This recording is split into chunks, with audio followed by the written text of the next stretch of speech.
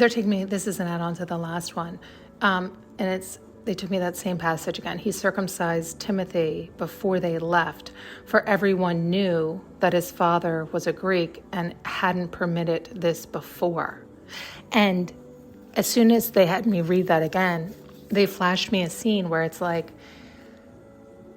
oh God, help me get that out again, because it was so good. It's like, it's true where it's lying to your children. There's a difference where it's like you want to see everybody as whole and capable, right? Everybody's whole and capable. They're able to do whatever they want to do because they're choosing to do such. Whether they're choosing not to do anything about it or to do something about it, it's all a choice. They just choose to take their power back or not. But they have to know that. Like they don't have to, but they don't get to choose their life by design. They don't get to consciously decide if they're unconsciously remaining, like if they're choosing to stay asleep, then they're just giving everything away. And so, oh man, help me get this out. It was like showing a kid who, this is funny, they've used this example before. It's like this kid has a bird on his head, but everybody's always told him that's just part of his hair. Like his whole family, he's been isolated. That's what it's always been. And they love it because it's like attached to the top of his head and they can't remove it. So they don't want him to feel bad about it or feel awkward or feel whatever. So they do the opposite. They make him feel so special and so like whatever. But it's not really helping him because then when he goes out in the real world, it's such a jolt to the system when nobody else praises them for it and everybody's like, dude, why didn't you have the bird removed? Or like, what the hell is going on? Or whatever the case may be. It's like, it's like he doesn't even understand those words because it's been so deeply embedded in him, a lie and a rhetoric and a belief where it's like he never tuned into himself enough to learn. This is a bad example. I don't know how to explain what they're showing to me, though. I really don't. What is it? What is it? How can I say that? How can I explain it in an example, though?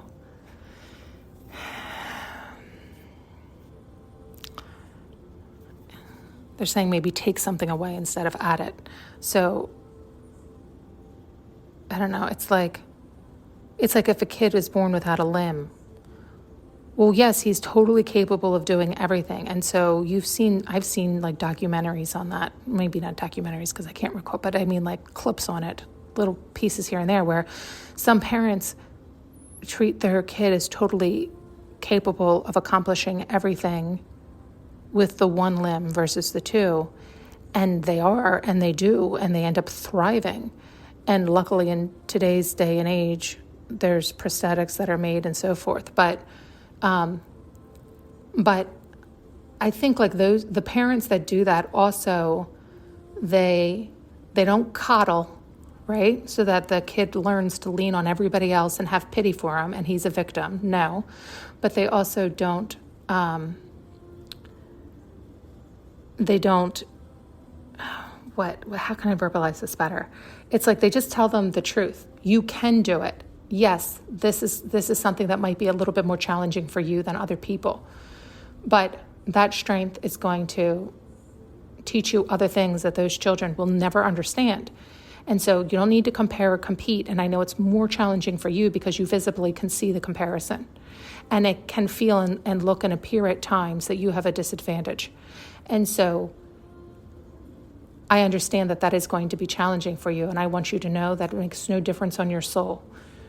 You are so lovable, you are so enough, and you are so capable, and you still can choose your path. And so this is just going to prove to you even more and even stronger of how capable you really are, even with what can seem like a disadvantage among others. You still are capable of doing it all. And so they tell their children truth. And when it becomes really a struggle or a challenge at times to do the things that they want to do, but they're going to have a harder time than the other children at doing some things than others, they don't go racing and rushing to their aid. They allow them to get through that challenge and struggle with truth and clarity and encouragement. They're still loving and kind and saying, you can do this if you really want it, right? Like allowing them to want what they want. And if it's not something you want and you want to give up, that's okay too. You don't have to prove anything to me. You're proving it to you. And it's okay if this is not something you need to prove to yourself, right? Like sometimes people will over push themselves to prove to themselves that they're worthy enough and good enough. And it's like, of course you are. You're not proving it to me, you're proving it to you. And so it's like telling our children and ourselves that truth and clarity, but we have to know it in our bones.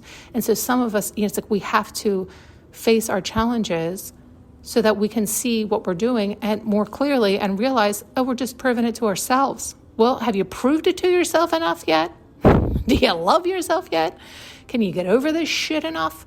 Right? It's like the idea of seeing everybody as whole and capable and well because they are, and they can make the choices they're making and they're having the challenges they're having, to see that they're creating, it's like unnecessary harm or duress only in their own mind. And they have to untangle what they're telling themselves in their mind to see that.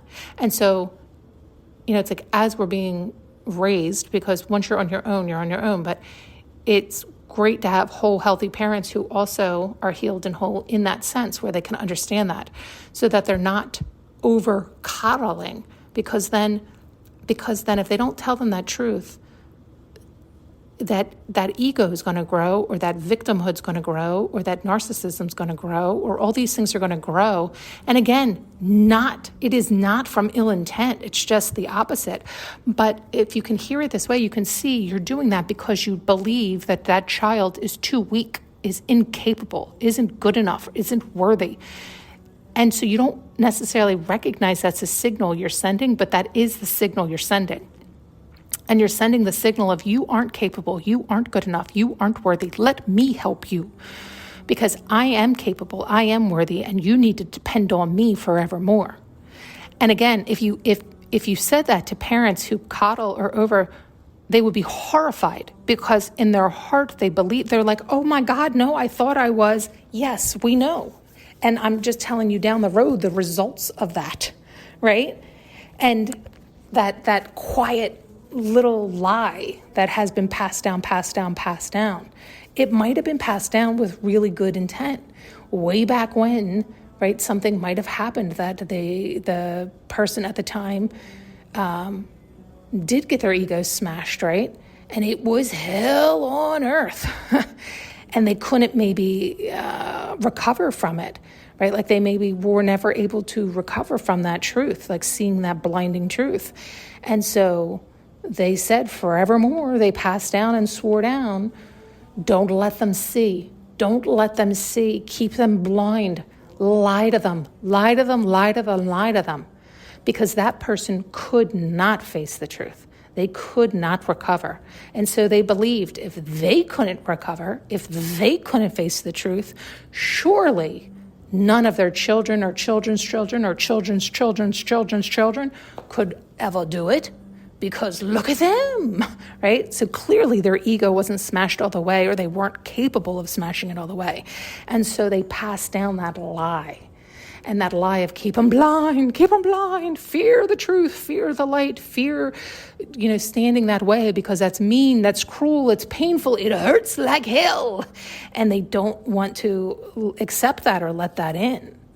And so I know I'm over-dramatizing it, but I think you can hear it clearer this way, or at least I can usually hear it clearer this way, because it's like, holy shit, that is what happened. And you can see, again, it's not like it's ill intent. In their mind, in their heart, they thought, I love them so much, this is so painful. I don't want anybody else to have to feel this pain, certainly not my own.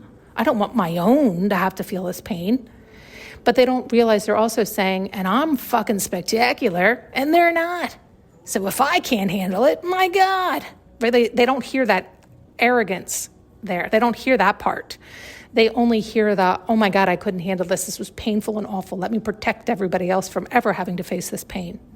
And so their intention may be good, but the results are not. And so even facing that truth can be shattering, right? Like if that origin was still around, that too could take them out, right? And so it's like everybody's got to do it on their own, but if everybody can do it on their own before they have children, right, then they can help raise the children with truth and clarity, not with lies and ties, binding them down, keeping them stuck and stagnant. And they can't see why they're stuck and stagnant. That's how they were programmed. And they don't recognize the origin of that program, because the origin of that program probably existed many generations ago. Again, this is the idea of the generational curse. A curse is simply a lie. So the lie that was told and embedded for so long is so deep-seated, it's not seen. It's how we are. It's what we do. And nobody thinks to question it, even if it doesn't feel good. Why do we have all this fear? Why are we living in lack? What is the fucking problem? No, we don't ask those questions. We don't face that. We don't look there. Stop. No. No. Right? And if you pull at that and unravel that sweater of those who are holding so tightly and depending on the warmth of that sweater, and you break that sweater down, those people are going to be pissed as hell because you took away their warm blanket. And that's what they were dependent on. And so they'll either find new sweaters to hide under, or they'll face that truth too, and they'll survive or they won't, right? Like that's the whole idea of this awakening, or smashing the ego, or turning on, or, so many things, seeing behind the veil. I mean, there's 412 million ways to say the same thing. How can you hear it? When will you hear it? Will you choose to hear it? Or will you still look for that warm blanket to hide under? Yeah. Thanks so much for tuning in and listening. You can now purchase an audio journey with me using the link below.